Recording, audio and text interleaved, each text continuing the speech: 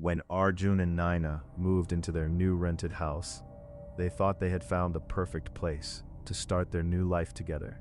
The house was old, beautiful, and surprisingly affordable. It stood at the end of a quiet lane surrounded by tall trees. There was only one strange thing about it. A small room on the upper floor was always locked. The landlord had mentioned it casually during the agreement. That room isn't being used. Just leave it locked. For the next few weeks, everything seemed normal. Until one night, at exactly 2:17 a.m., Naina suddenly woke up. Arjun, do you hear that?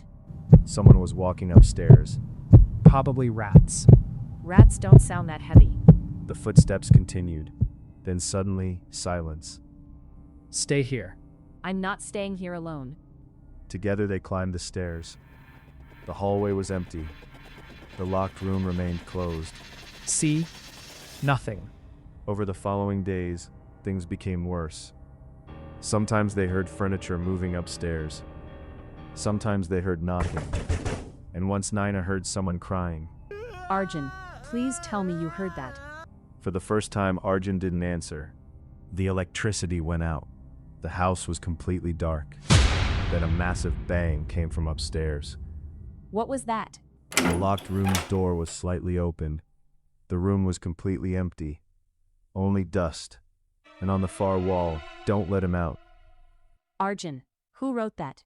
Neither Arjun nor Naina slept that night. The next morning they called the landlord. The landlord arrived and told them the story of a man who disappeared. 20 years ago, a man lived here alone. At first, everything was normal. Then he started hearing footsteps, just like you. Then he began seeing someone standing in that room. He never knew. Every night, the figure got closer. One day, he locked himself inside that room. He said he wanted answers. The next day, he disappeared. The police broke the door down. The room was empty. No windows, no secret exits, no body, nothing. Leave the room alone. Whatever happens, don't go inside again.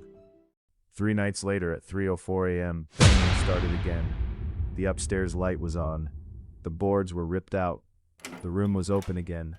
A new message appeared. "Don't let him see you."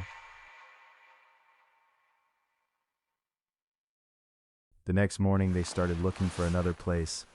That night everything went silent. It vanished when Arjun opened his eyes. They finally found another house. 5 days suddenly felt like 5 years. Then Arjun heard footsteps from inside the locked room. A whisper came, "Arjun, look upstairs." Arjun didn't move for several seconds.